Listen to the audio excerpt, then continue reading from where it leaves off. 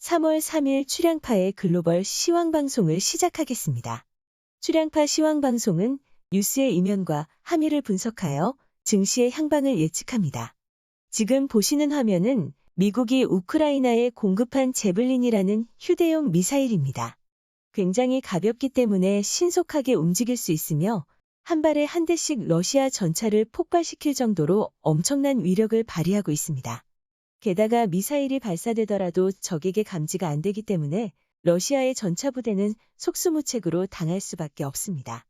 유럽 대부분의 국가들이 우크라이나에 무기를 지원하거나 지원 계획을 발표했으며 특히 나치 시절 전범국으로 분쟁국에 무기를 수출하지 않았던 독일이 2차 대전 후 처음으로 분쟁국인 우크라이나에 무기를 지원하고 있습니다. 이에 자극받은 스위스, 스웨덴, 핀란드 같은 중립국들마저도 우크라이나에 무기를 지원할 계획을 밝혔습니다. 중국을 제외한 전 세계 국가들이 우크라이나를 지지하자 전선은 러시아에 우호적이지 않게 흐르고 있습니다. 러시아 전차는 미국산 제블린의 먹잇감이 되고 있으며 전차를 지원하기 위해 투입된 헬기마저도 독일의 스팅어 미사일에 막혀 폐색이 짙어지고 있는 실정입니다.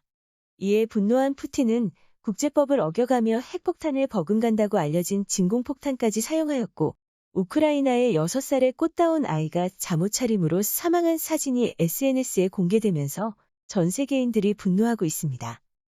러시아는 우크라이나 대통령을 암살하려고 러시아 연방인 체첸으로부터 엘리트 특수부대로 구성된 암살단 400여 명을 보냈는데 이들은 우크라이나 수도인 키예프에서 전멸하고 말았습니다.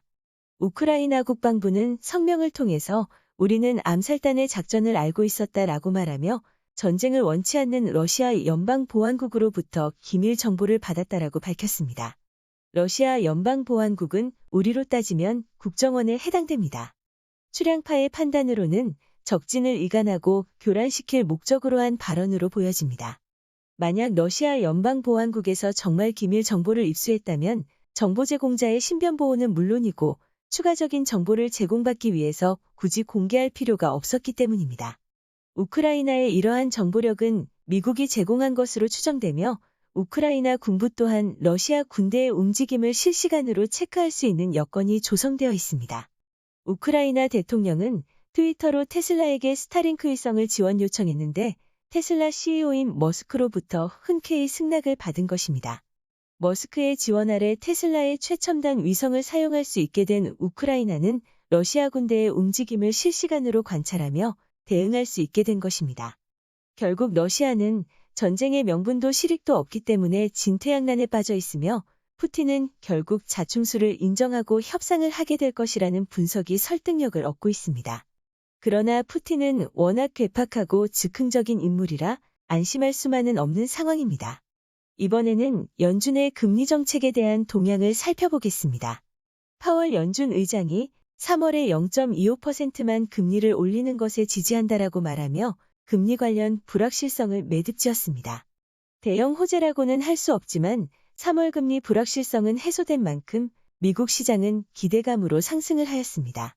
나스닥은 1.62% 상승하였으며 다우지수는 1.79% 상승하였습니다.